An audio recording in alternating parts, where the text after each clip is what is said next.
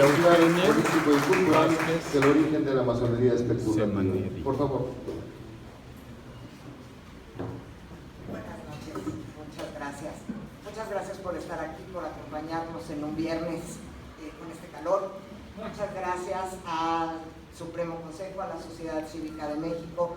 De verdad es para mí un honor que me hayan invitado a celebrar un evento tan importante como la conmemoración de los 300 años de la fundación de la Parroquia de Balaguer. Siempre lo digo y siempre lo repetiré con mucho gusto. Hace muchos años, cuando era yo estudiante, llegué tocando puertas pidiendo de favor que me dejaran entrar para ver sus archivos. Me dejaron entrar, vi sus archivos, escribí mi tesis y ahora estoy aquí platicándoles esto. Entonces, para mí es un honor poder compartir con ustedes esta noche. Y rapidísimo quiero agradecer, mi marido y mi papá siempre me acompañan, siempre están conmigo, pero esta noche tengo otras compañías súper importantes, mi familia que viene desde Morelia, mi hermano, mi cuñada, mi sobrino, muchas gracias.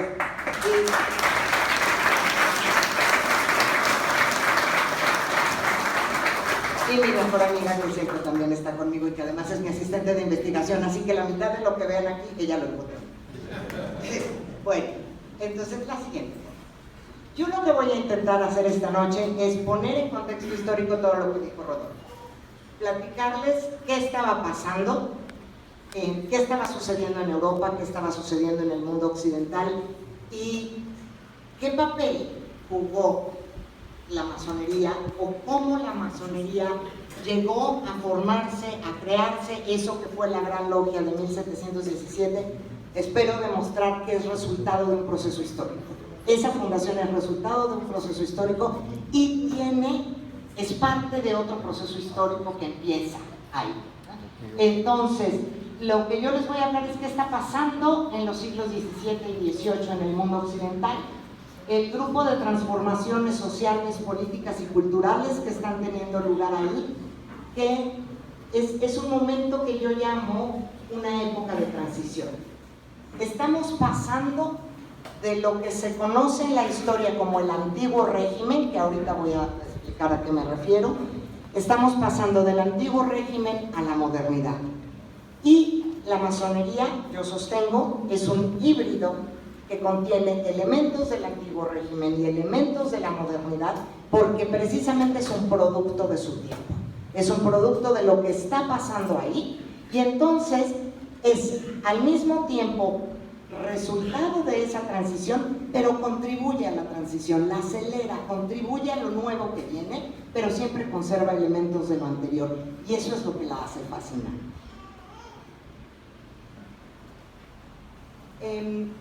¿Qué quiero decir con antiguo régimen? Voy a ser muy rápida porque no les quiero dar clases de historia, esas a lo mejor un martes en la mañana, pero no un viernes en la noche.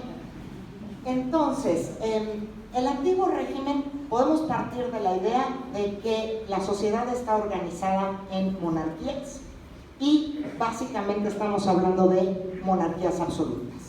Es decir, el rey es el soberano y la soberanía en ese momento, fíjense bien porque esto es muy importante, se entiende como el poder supremo que no depende de ningún otro.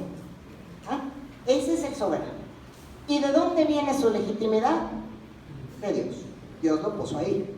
La legitimidad divina, su sangre es divina, y entonces por eso eran absolutos. Porque el único poder que podía estar sobre ellos, pues era el poder divino. En este sentido, la Iglesia juega un papel fundamental en esas sociedades. Estoy hablando básicamente de las religiones judeocristianas porque estamos hablando del mundo occidental, estamos hablando de Europa. Es un momento en el que ya la Iglesia Católica no es la única iglesia, ¿no? Ya hubo la reforma de Lutero, ya hubo la reforma protestante, ya hay una serie más de iglesias, pero todas dentro de la tradición cristiana. O sea, dentro de Europa prácticamente no encontramos en ese momento ninguna otra religión. Claro, fuera muchas otras, y eso va a ser bien importante en un momento más, cuando Europa tiene que reconocer que hay un mundo allá afuera. Dado que la sociedad estaba tan vinculada con la iglesia, o la iglesia desempeñaba un papel tan importante en la sociedad. Los valores que determinaban el comportamiento humano eran lo que podríamos llamar valores trascendentes o valores religiosos, o sea, la moral estaba determinada por la religión, el comportamiento humano estaba determinado por la religión. Lo que la religión decía que estaba bien, lo que la religión decía que estaba mal, estaba mal.